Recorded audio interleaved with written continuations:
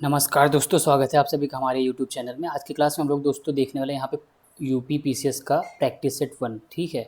जैसा कि आप सभी को पता है दोस्तों कि 12 अक्टूबर को अपना एग्ज़ाम है और उसके मद्देनज़र यहाँ पे टेस्ट सीरीज़ हमने चालू कर दिया है। आपको यहाँ पे डेली बेसिस पे एक टेस्ट सीरीज़ प्रोवाइड की जाएगी सो दैट आपका प्रिपरेशन और अच्छा हो सके, क्योंकि अभी आपको जो पढ़ना था, जितना पढ़ना था आपने पढ़ लिया है।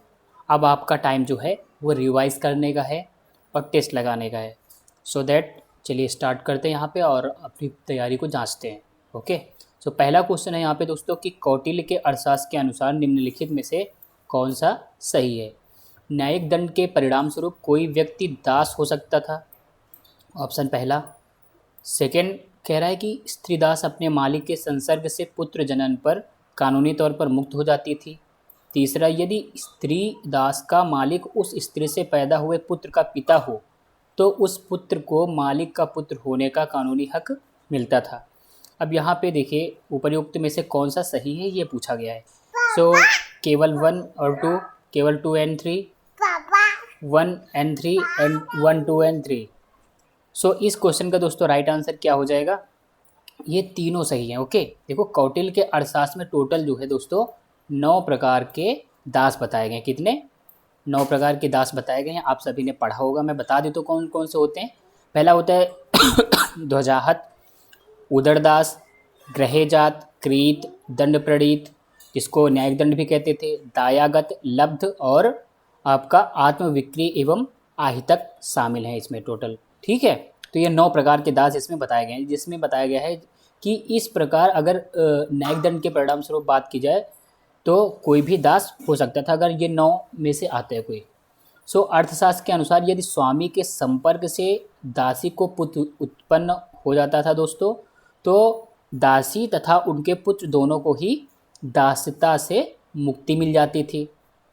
ठीक है, दासता से मुक्ति मिल जाती थी। ये ऑप्शन हो गया सही आपका। न्यायिक दंड के परिणाम स्वरूप कोई व्यक्ति दास हो सकता है, ये भी सही है। यदि स्त्री का दास मालिक उस स्त्री से पैदा हुए पुत्र का पिता हो तो उस पुत्र को मालिक का पुत्र होने का कानूनी हक मिलता था, ये भी बिल्कुल सच बात है। तो option D will be correct answer of this question. Okay. Question number 2, निम्नलिखित में से कौन सा युग्म सही सुमेलित नहीं है। नासिक, गौतमीपुत्र, हाथी गुम्फा, खारवेल, भीतरी, पुलकेशिन द्वितीय, गिरनार, रुद्रदामन प्रथम। दोस्तों इसमें कौन सा सही शामिल नहीं है ये बताना था। अब इस क्वेश्चन का राइट आंसर क्या हो जाएगा। देखो दोस्तों, जो नासिक है गौतमीपुत्र बिल्कुल सही है, शासक थे वहाँ के नासिक में। ऑप्शन बी हाथी गुम्फा, यहाँ पे कौन था, खारवेल। आप बचपन से पढ़ते चले आ रहे हैं इस क्वेश्चन को। ऑप्शन सी भीतरी जो अभिलेख है ये कहाँ है, तो भैया यहाँ पे पुलकेशिन द्वितीय नहीं थे, यहाँ पे थे स्कंद गुप्त। स्कंद गुप्त यहाँ पे थे। ओके। और गिरनार को आपने पढ़ाई है, रुद्रदामन प्रथम। एक अच्छा चलो यहीं पे और है, एहोल आपका आ जाता है।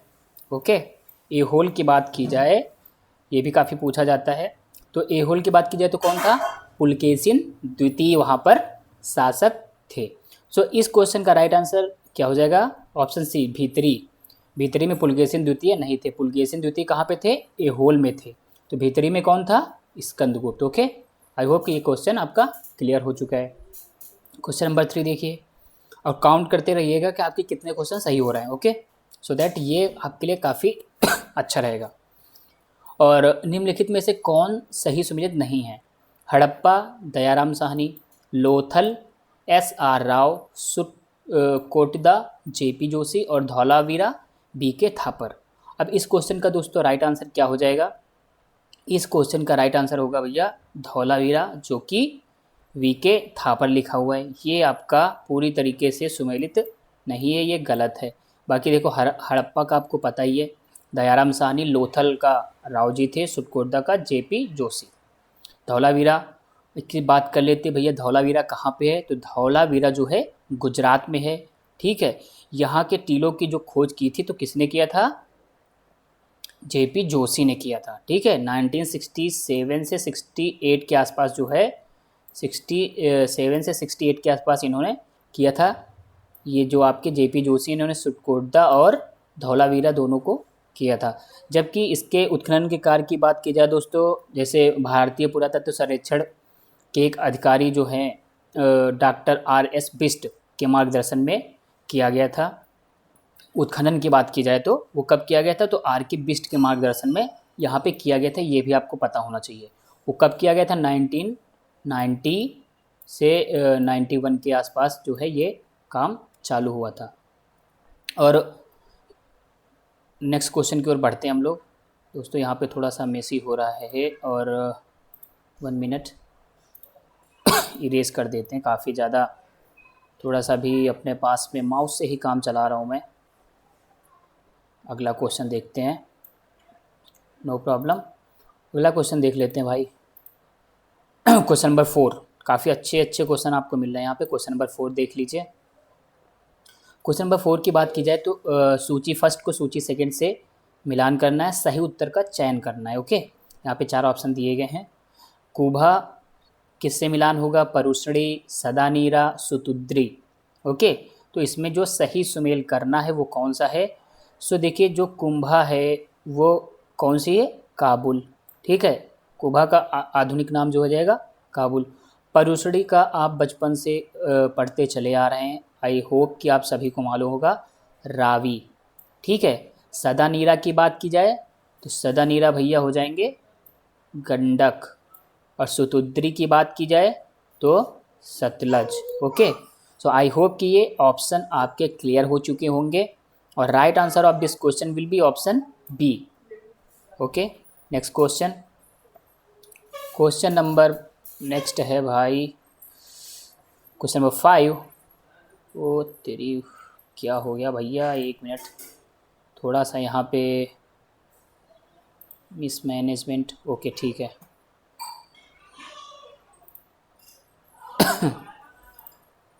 ठीक है, हाँ, क्वेश्चन नंबर 5, निम्नलिखित में से कौन कौन से सिद्धांत जैन धर्म से संबंधित हैं। सो अनेकांत, सर्वास्तिवाद, शून्यवाद और स्यादवाद। ठीक है, तो इसमें से पूछा है कि कौन कौन से जैन धर्म से संबंधित हैं। तो भाई चलो देखते हैं। अनेकांतवाद, ये तो भैया संबंधित है। सर्वास्तिवाद, सर्वास्तिवाद होगा ऑप्शन इसका, नहीं होगा। जैन धर्म से संबंधित है तो अनेकांतवाद और आपका स्यादवाद, ये दो जो है जैन धर्म से संबंधित हैं। इसके बारे में व्याख्या कर लेते हैं दोस्तों। जैसा कि आप सभी को पता है, सर्वास्तिवाद बौद्ध, ओ हो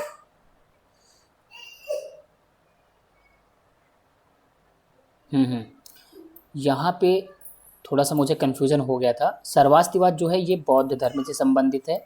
ओके, सर्वास्तिवाद बौद्ध धर्म से संबंधित है, आपको ये पता होना चाहिए।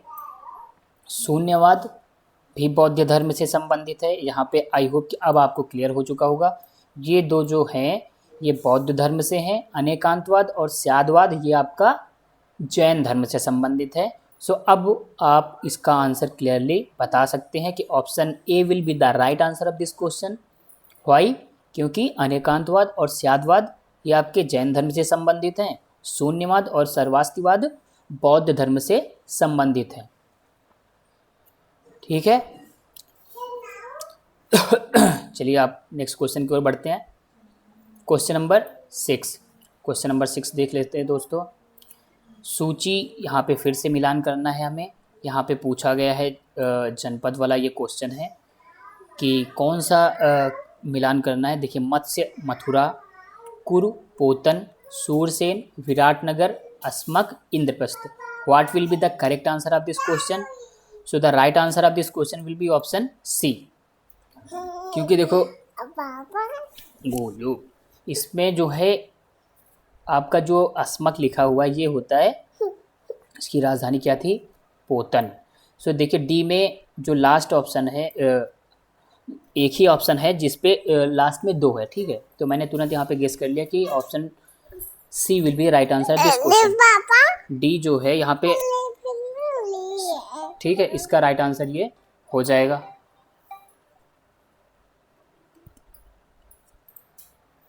दोस्तों यहाँ पे थोड़ा सा मैं स्पीड बढ़ा लेता हूँ, अदरवाइज़ काफ़ी लेट हो जाएगा। अभी 6 ही क्वेश्चन हुए और 10 मिनट ऑलरेडी हो चुका है।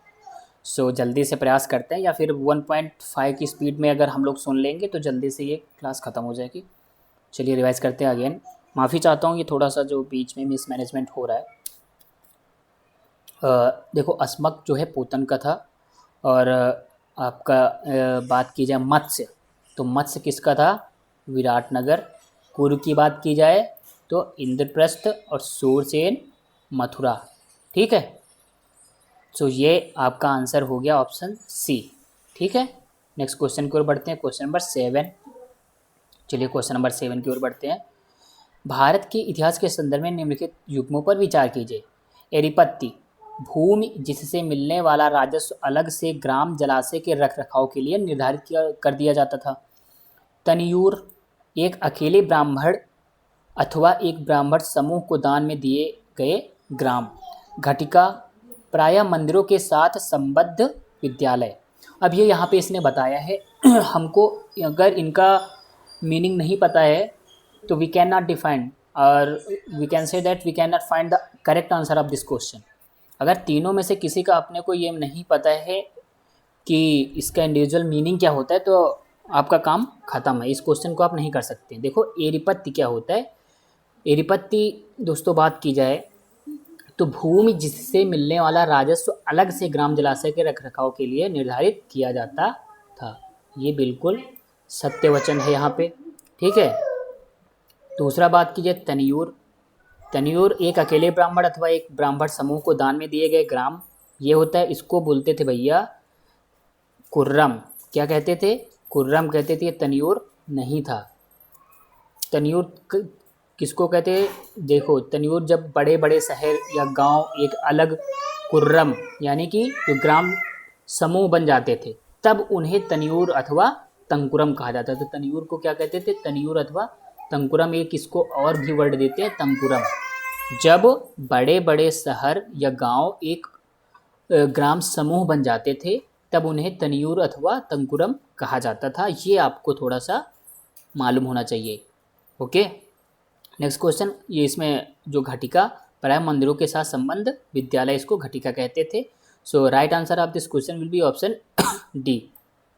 जो 1 और 3 सही हैं। ये तनियूर गलत है। क्यों? इसका मैंने मीनिंग आपको बता दिया। तनियूर कब कहते थे? जब बड़े बड़े शहर या गांव एक ग्राम समूह बन जाते थे तब उन्हें तनियूर अथवा तंकुरम कहा जाता था। ठीक है, अगला क्वेश्चन, क्वेश्चन नंबर 8। राजवंश को जो कन्नौज पर आधिपत्य स्थापित करने में त्रिकोणीय संघर्ष में उलझे हुए थे वह थे। ठीक है, त्रिकोणीय संघर्ष जिसके बीच में चल रहा था आपको मालूम होगा, तो वो कौन कौन से थे? ठीक है, ऑप्शन देख लेते हैं। चोल, पाल, प्रतिहार, राष्ट्रकूट। त्रिकोणीय जो चल रहा था मुकाबला उसकी बात की जा रही है। तो right answer of this question will be option C. क्यों? पाल, प्रतिहार और राष्ट्रकूट ये तीनों जो आपस में मल्लयुद्ध चल रहा था, त्रिकोणात्मक संघर्ष के रूप में बात की जाए तो यहाँ पे गुर्जर प्रतिहार, पाल वंश एवं राष्ट्रकूट वंश के बीच जो शासक थे इनके बीच में मुकाबला चल रहा था। जैसे T20 चलता है त्रिकोणी, जैसे टेस्ट सीरीज़ होती है, टेस्ट मैच होता है, वैसा करके यहाँ पे तीनों का आपस में चल रहा था।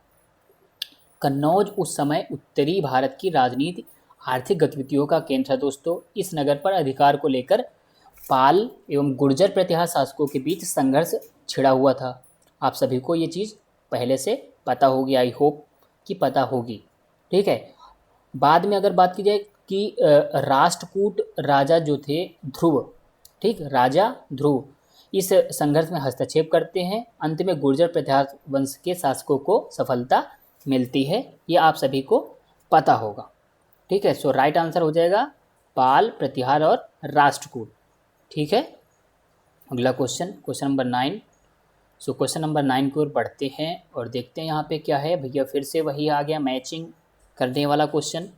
सो रामानुज की बात की जाए तो भैया क्या थे? ये विशिष्ट द्वैतावाद के समर्थक थे। ठीक है, और मध्वाचार्य की बात की जाए तो ये द्वैत के हो जाएंगे। निम्बार्क की बात की जाए तो द्वैताद्वैत हो जाएंगे। और वल्लभाचार्य जी की बात की जाए तो शुद्धा द्वैत हो जाएंगे। Right answer of this question will be option A. I hope कि ये सिंपल सा क्वेश्चन था, आप सभी ने कर लिया होगा। क्वेश्चन नंबर 10 की बात करते हैं दोस्तों। औरंगजेब के शासनकाल के समय ये जो घटनाएं हुई थी उनको कालानुक्रम में हमको व्यवस्थित करना है। चलिए करते हैं दोस्तों। और ये चीज़ें आपको पता होंगी तभी आप कर पाएंगे, अदरवाइज़ ये क्वेश्चन काफ़ी बोरिंग लगते हैं। अगर पता है तभी आप कर सकते हैं। सो दोस्तों, देवराय की लड़ाई की बात की जाए तो ये कब हुई थी? 14 अप्रैल 1659 में भैया हुई थी। ठीक है। और बात की जाए बनारस के पास सूजा की पराजय, तो ये कब हुआ था? 1658 में, 14 फरवरी 1658 में हुआ था। ठीक है। भैया हाथ कांप रहे हैं थोड़ा सा, क्यों? क्योंकि मैं माउस पकड़े हुए हूँ। ओके, तो इसमें आप लोग घबराइएगा नहीं।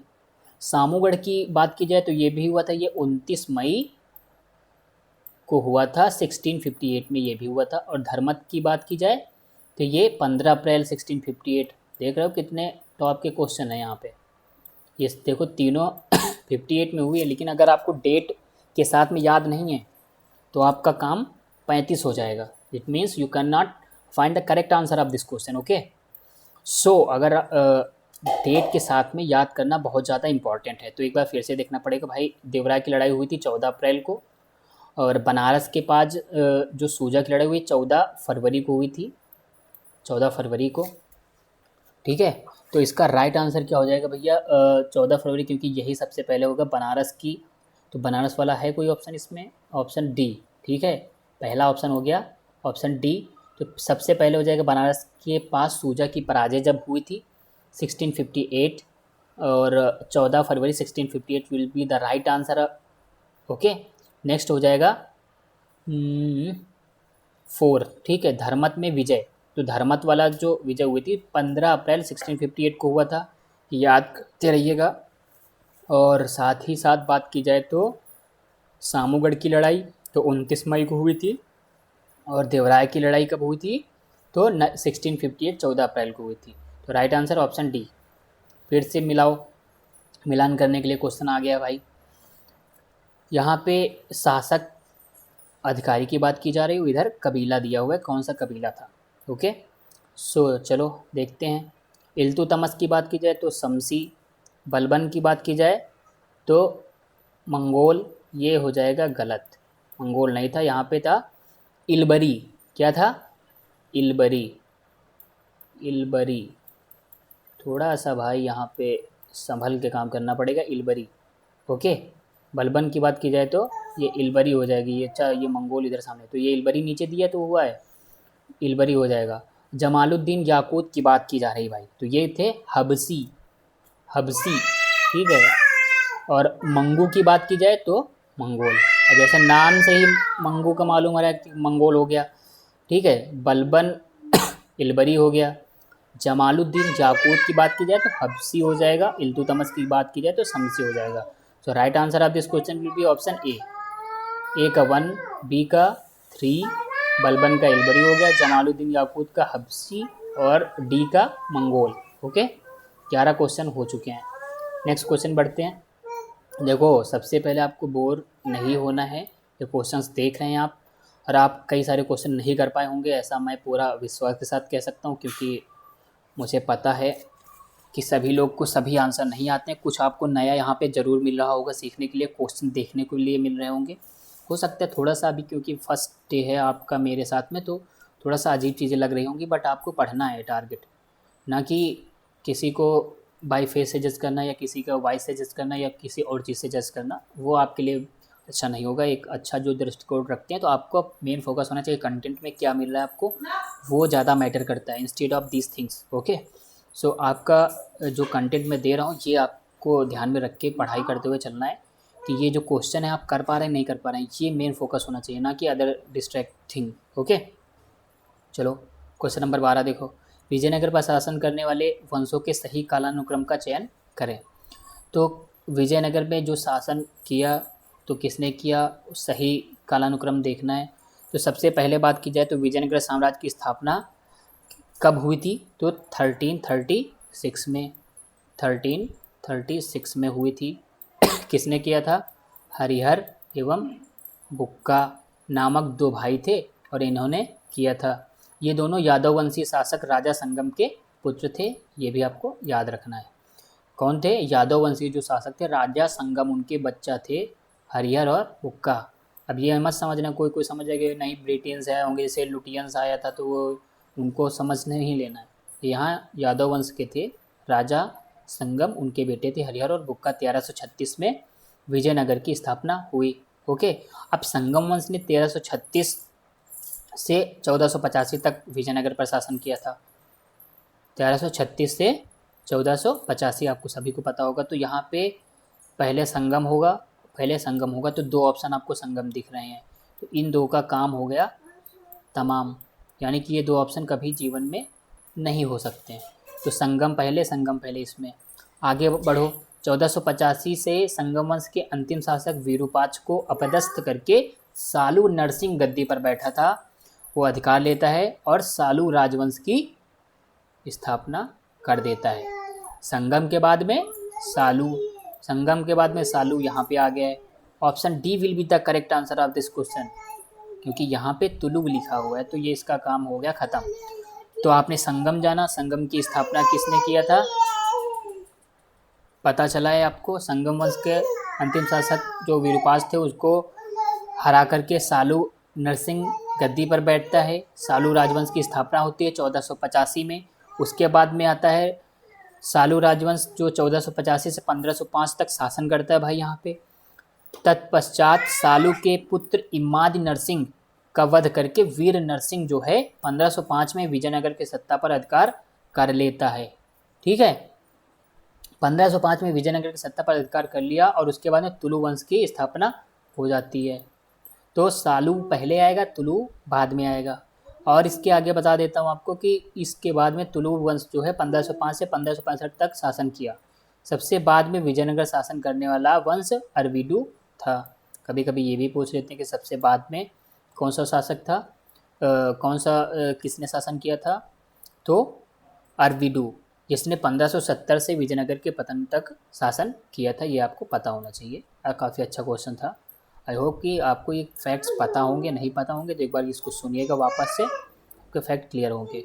Next question number 13।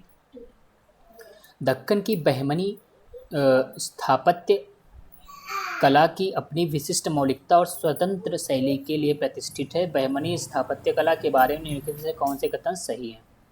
ठीक है, सो इसने अपने तत्व दिल्ली सल्तनत की स्थापत्य कला शैलियों और सुदूर फारस की स्थापत्य कला शैलियों से प्राप्त किए हैं।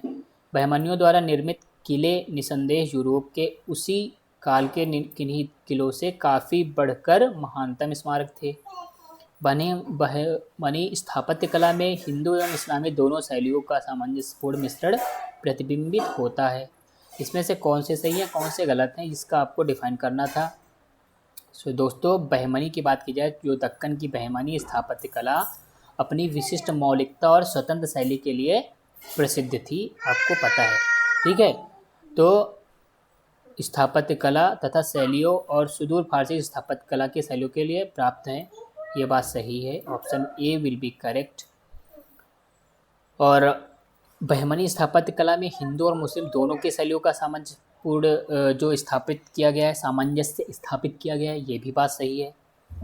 ठीक है, बहमनी जो कला है इसमें हिंदू और इस्लामी दोनों शैलियों का सामंजस्यपूर्ण मिश्रण प्रतिबिंबित होता है, बात सही है। ये दो ऑप्शन हो जाएंगे आपके right, option 1 and 3। So right answer of this question will be option C. Okay, next question देखते हैं, क्वेश्चन नंबर 14। सगुण भक्ति परंपराओं के संबंध में निम्नलिखित में से किसे कौन सा कथन सही है? सगुण भक्ति परंपरा विशिष्ट देवताओं जैसे विष्णु तथा उनके अवतारों को आराधना पर केंद्रित है। सगुण भक्ति परंपराओं में देवी देवताओं की अवधारणा मानवाकृत या मानवीय रूप में की जाती है। तो इसमें से कौन सा सही होगा ये आपको बताना था भाई।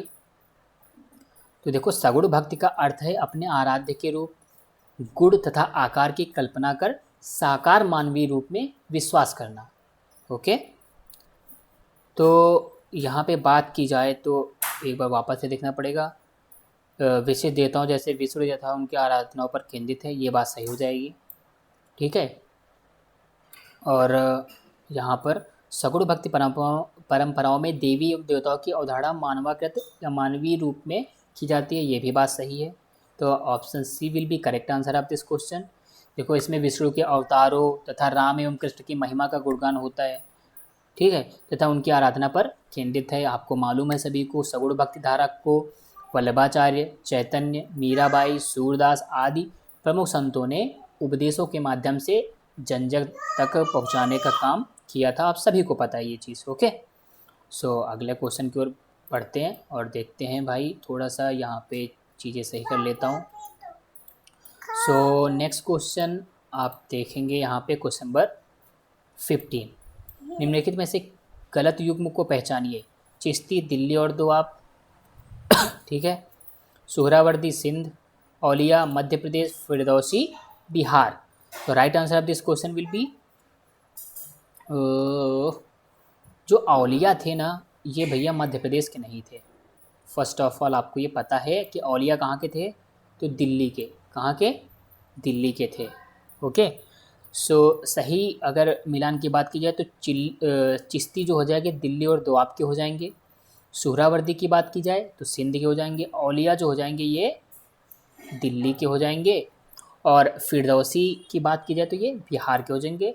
बाकी सभी सही हैं इंस्टीड ऑफ औलिया। औलिया जो थे वो दिल्ली के थे। आपको ये पता होना चाहिए। आई होप कि पता होगा आपको। नो, ठीक है। Question number 16। चलिए क्वेश्चन नंबर 16 को बढ़ते हैं। जल्दी जल्दी थोड़ा करने का प्रयास करते हैं। ज़्यादा मैं व्याख्या इसलिए कर रहा हूँ कि आपके फैक्ट क्लियर हो, लेकिन यहाँ पे मुझे थोड़ा सा ऐसा लग रहा है कि थोड़ा सा मेसी हो रहा है। इस क्लास को बस यहीं तक रखूँगा। पहले ये 15 क्वेश्चन का मैं रिएक्शन देखना चाहता हूँ। अगर आपको ये पसंद आ रहा है कि ये क्वेश्चन, और जो भी सजेशन है आप कमेंट में ज़रूर लिखिए कि आप सजेस्ट कीजिए मुझे, जो भी मेरी गलतियाँ हैं आप मुझे बताइए कि मैं कैसे और इसको अच्छा कर सकूँ, ताकि आपके लिए और मेरे लिए दोनों के लिए सही हो। तो आपको जो भी चेंजेस लगते हैं पहले आप उनको कमेंट में मुझे बता दीजिएगा, तभी मैं आगे के क्वेश्चन लेके आ पाऊँगा। कि जो जो आपको मतलब फीडबैक आप जो देना चाहते हैं, जो भी आपकी अच्छी बुरी चीज़ मेरी लगी है आपको, वो आप मुझे ज़रूर कमेंट में बताएं, सो दैट मैं इसको आगे का कंटिन्यू कर सकूं। मैं तभी डिसाइड कर पाऊंगा आगे कंटिन्यू करना है कि नहीं करना है। कमेंट में आपको ये बताना है, क्योंकि आधे घंटे का क्लास हो चुका है और मात्र 15 क्वेश्चन हुए हैं। सो क्या मुझे आंसर में टिक करते हुए चलना चाहिए, या फिर एक्सप्लेन करना चाहिए, या फिर जो इंपॉर्टेंट फैक्ट लगते हैं उन्हें ही मुझे एक्सप्लेन करना है? आप वो चीज़ पहले बताएंगे, तभी मैं आगे का क्लास कंटिन्यू कर सकता हूँ। दोस्तों अभी मैं यहाँ पे थोड़ा सा, मुझे नहीं लग रहा है कि ये चीज़ मैं कंटिन्यू कर पाऊँ, क्योंकि ये 2-2.5 घंटे का क्लास हो जाएगा। और मैं फ़र्स्ट ऑफ़ ऑल कि आपका फ़ीडबैक जानना चाहता हूँ। फ़ीडबैक आपका मिलेगा तभी मैं आगे की चीज़ें कंटिन्यू कर सकता हूँ, अच्छे वे में बता सकता हूँ। क्योंकि जब मैं आपकी नीड ही नहीं जानूँगा कि भाई आपको ज़रूरत किस चीज़ की, और मैं ऐसे ही चिल्ला रहा हूँ, तो वो चीज़ आई थिंक कि ये अच्छा नहीं है। ये बहुत ज़्यादा टाइम टेकिंग हो रहा है, ठीक है। सो पहले आप मुझे फ़ीडबैक दीजिए, क्या करना है बताइए, फिर उसके आगे मैं कंटिन्यू करता हूँ। Okay, thank you very much.